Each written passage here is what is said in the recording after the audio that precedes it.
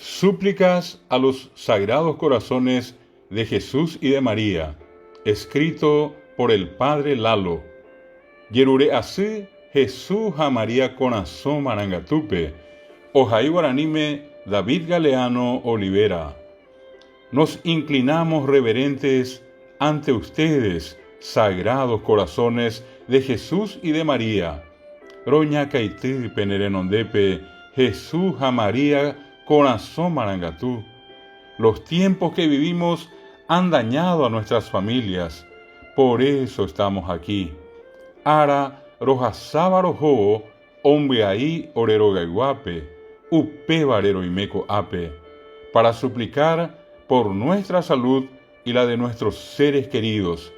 Rogerure así janua ore jaorerembia y juyar areco benesaire, para pedir perdón por nuestro egoísmo, nuestro orgullo y nuestra incredulidad. Rogerure janguani no orere cosente sere, oreyerobure, jaoreyerovia ire. Reconocemos que hemos hecho un mal que no queríamos y no hemos hecho el bien que tanto anhelábamos. Roje chacoa, roya pojawen va evaindo roya poseiva cue, handro ya poijawe va epona roipotaiteva. Miren nuestra pobreza, devuélvanos la alegría de vivir. Pejechacua amina ore recomboriajú, pemboyewimina orebe, vi a orerecoepe. Concédanos un corazón nuevo y un espíritu nuevo. Peme emimona orebe, petei corazón piajú, japetei pitu piajú.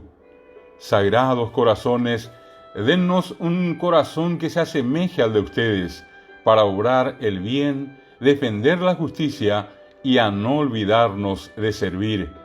Corazón güera marangatú, peme emina orebe petei corazón oyoguaba penemba evape, roya pojanua va epona, roi pisino janua te coyoya, ha ani janua orere sarai poropitimowi. En ustedes confiamos, Sagrados Corazones, penderejero yerovia, corazón güera marangatú. Amén, así sea, taupecha.